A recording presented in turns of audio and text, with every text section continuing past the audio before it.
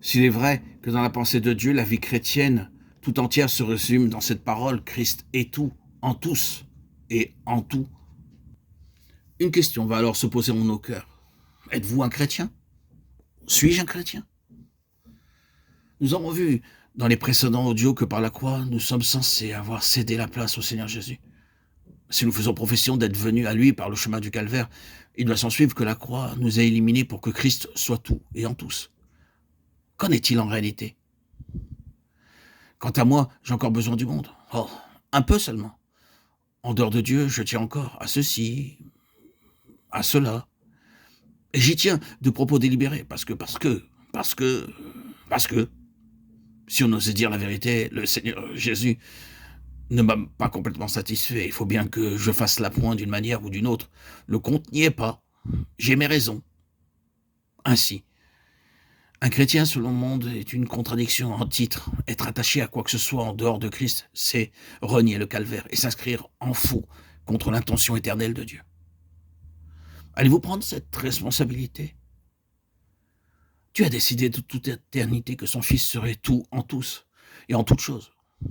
Or, nous faisons profession d'appartenir au Seigneur Jésus et la chose ne serait pas vraie pour nous. Il y a quelque chose qui ne va pas là. Il y a un déni, il y a une contradiction. Nous nous opposons à la pensée de Dieu, nous résistons à son plan. Est-ce vrai qu'il est tout et en tout? Il le sera certainement si nous sommes prêts à aller jusqu'au bout avec lui. Oh, ces suggestions qu'une bouche subtile murmure constamment à nos oreilles. Ah, si tu renonces à ceci ou à cela, tu vas y perdre. La vie sera moins riche pour toi qu'elle n'est maintenant et qu'elle ne pourrait l'être dans l'avenir. Tu vas au-devant de limitations telles que, pour finir, il ne te restera plus rien. Mensonge. C'est justement cela qui tient en échec les grands projets de Dieu à notre égard. C'est son Fils Jésus-Christ en qui habite corporellement toute la plénitude de la divinité. C'est lui, ni plus, ni moins, que Dieu a destiné à devenir notre plénitude. Voilà la pensée de Dieu à notre égard. À nous, toute la plénitude de Dieu en Christ. Ce n'est pas en lui tournant le dos que vous parviendrez à ce résultat. Si vous n'allez pas avec lui jusqu'au bout, votre horizon sera fatalement rétréci. Et tout ce qui est vrai dans le domaine de notre consécration au Seigneur, abandon complet de notre vie,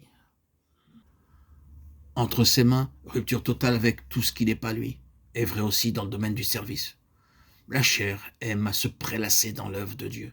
Et si nous faisons mine de ne vouloir dépendre que de lui, elle cherche à nous laisser entendre que nous avons devant nous des jours d'anxiété. Mais une vie de dépendance de Dieu peut être un vrai conte de fées. Et c'est sur ce chemin-là que nous faisons presque à chaque tournant de la route une de ces découvertes qui nous laissent chaque fois plus émerveillés.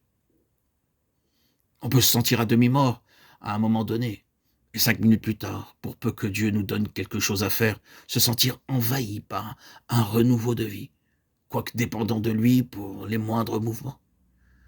Mais on apprend à le connaître sur ce chemin. Puis, après cette expérience, voilà de nouveau aussi anéanti que tout à l'heure. Mais vous vous souvenez que le Seigneur vient de faire quelque chose? Il le fait de nouveau. Et la vie en devient un véritable roman. Oh, personne ne se doute autour de vous qu'en telle ou telle circonstance, vous en étiez réduit à attendre de Dieu jusqu'à la force même nécessaire pour respirer. Quelle bénédiction de pouvoir se dire que c'est Dieu qui l'a fait et que livré à vous-même, vous n'y seriez jamais parvenu. Ce qui est impossible sur le plan naturel et humain, Dieu en vient à bout. Prolonger cette réflexion dans le domaine de l'Église, bien aimé. Appliquez le test. Pour nous, je ne voudrais ni juger, ni critiquer, ni faire des distinctions inopportunes. Mon seul souci est d'être fidèle. Pour nous, notre foyer spirituel doit être là où le Seigneur Jésus est le plus honoré. Notre communion fraternelle doit avoir son centre là où Dieu trouve le plus pleinement son compte, où Christ est tout et en tout. C'est là ce qui doit être l'Église pour nous. Nous ne devons pas nous laisser lier par des traditions, par une appellation ecclésiastique ou par un extérieur qui en impose. Où le Seigneur est le plus honoré, là doit être notre cœur. où tout est subordonné à cette réalité centrale, Christ tout en tous et en toutes choses. Là est l'Église. Et c'est là que doit être le centre de gravité de notre vie intérieure. C'est là que va s'enregistrer le témoignage de Dieu.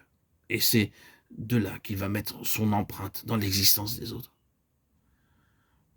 Et si vous êtes en plein accord avec le plan de Dieu concernant son Fils, c'est vous que les affamés spirituels viendront trouver. Et l'occasion ne vous manquera pas pour leur distribuer cette nourriture céleste qui vous a si abondamment rassasié.